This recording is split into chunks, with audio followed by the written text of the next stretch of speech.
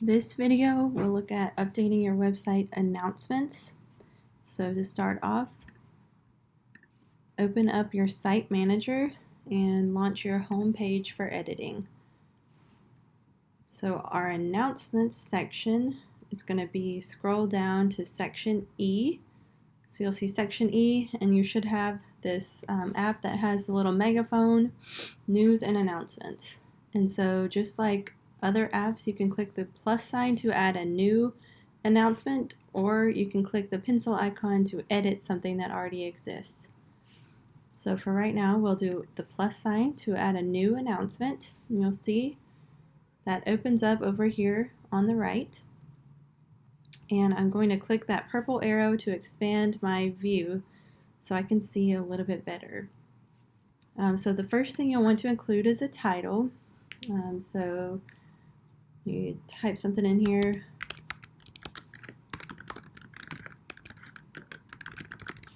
And then once you have your title, make sure you have capitalized everything appropriately and it sounds just clear, to the point, straightforward, and not informal. I'll copy that, and you want to paste it right into your body text and then enter and start typing the body of your announcement.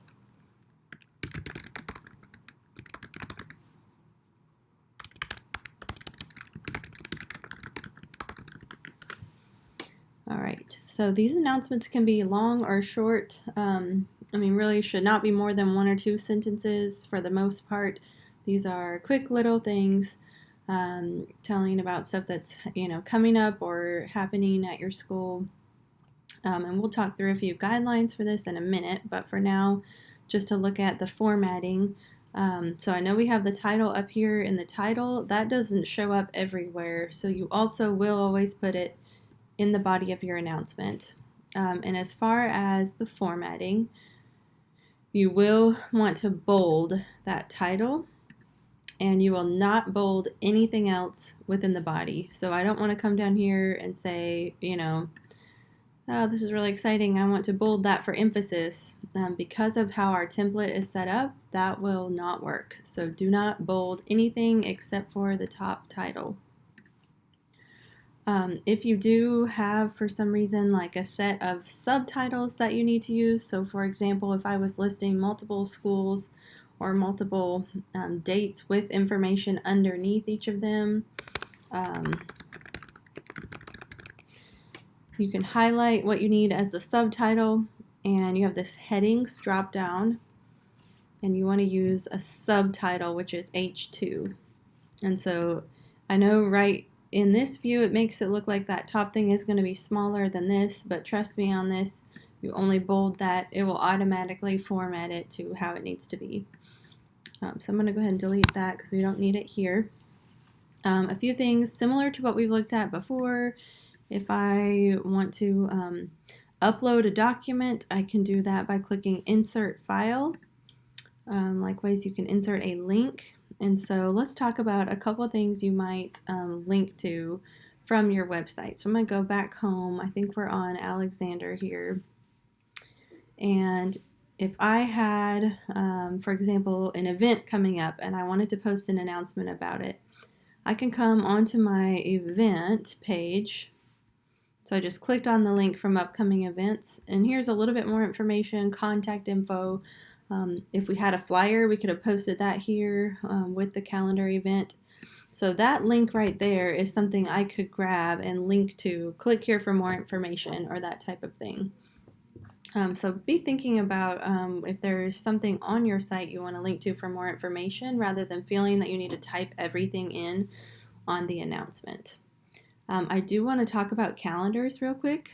So as you can see, we have our 2019-20 calendar, and I've uploaded it on the district side, so I'm going to show you where that is. This is kind of a side note into this training video, but I do not want anybody to download and then re-upload the school calendar, because what happens when we do that is then we have a bunch of different copies, if there's ever a change made to the calendar, it's really hard to get all of those copies removed, and it creates confusion when somebody's Googling, Jackson Madison County calendar and old stuff is coming up. So I'm going to put together kind of a quick reference on some of these pieces that are going to be similar in that way. And we want you to link one place anytime you're linking for the calendar. So it's going to be district and about us, and you'll see a page for calendars on the left. So this right here is where all of our district calendars live. So that would be like school board, progress reports, testing, any of that. So any of those type of things that you're wanting to link to, link straight to this page.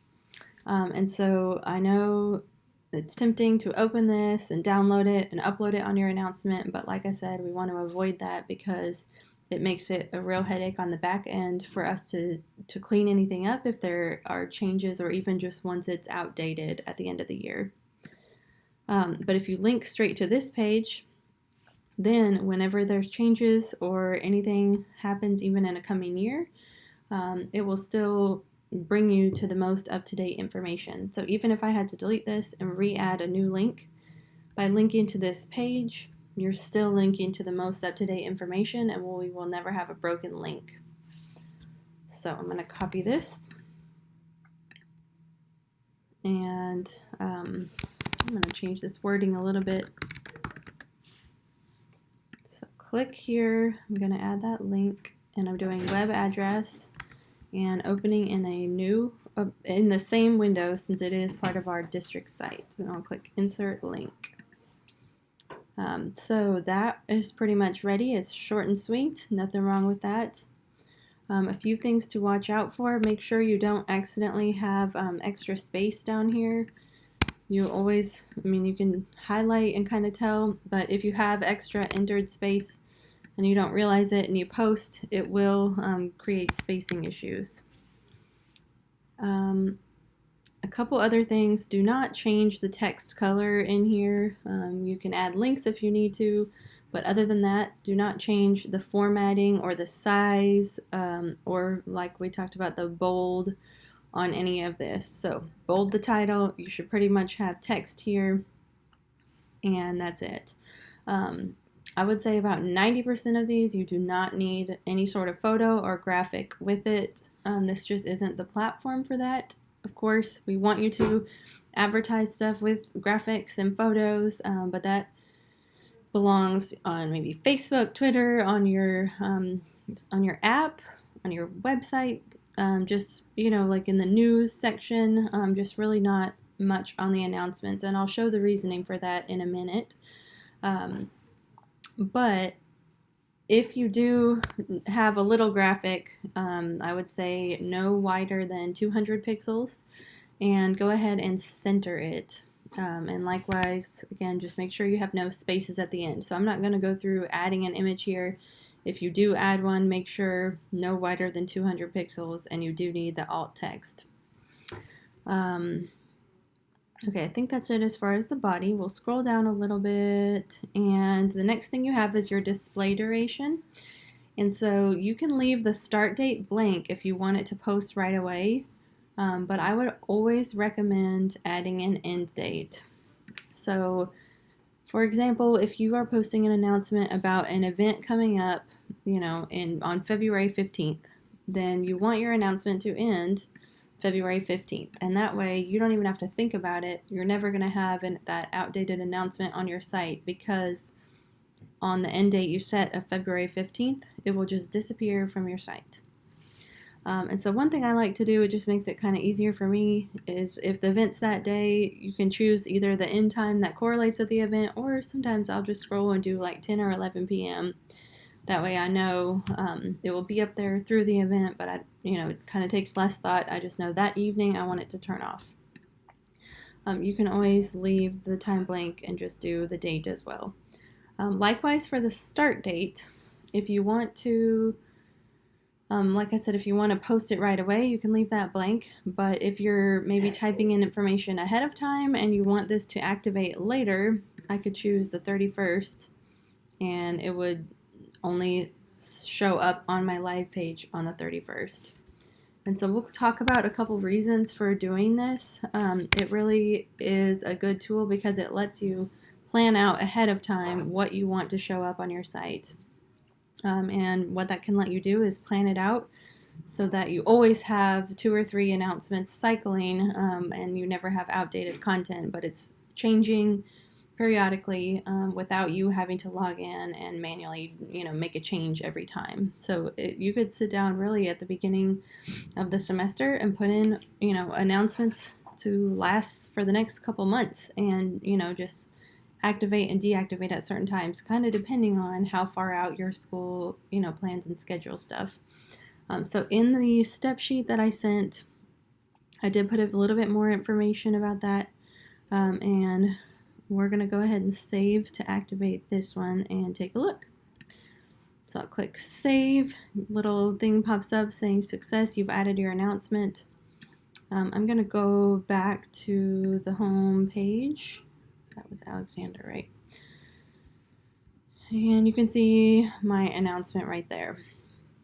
And so a couple things to note. One of the reasons for not having a ton of images is if you add a bunch, and I know this example only has one right now, but if you keep adding and adding and adding announcements, it will stretch these 2 boxes so that they're always equal. And what that will create is a bunch of empty white space right here if you've put more announcements here than there is content here. So our goal should always be for these 2 panes, whatever lives right here for your school. It may be different than this video, but we always want these 2 boxes to have the same amount of content. And so if this is something pretty static, which it will be at most campuses, you really need to make sure you're either adding a little bit more information over here on the left, or you're taking some away if you have too much longer than this. So I would say on this one, we definitely need to add a few more things. Like I said, I put a few kind of ideas or that kind of thing in our step sheet for you.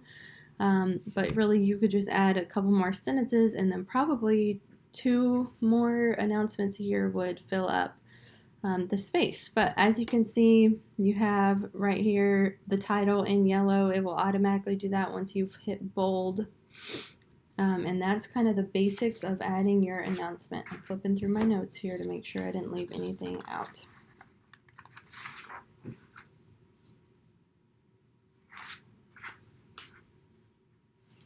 All right.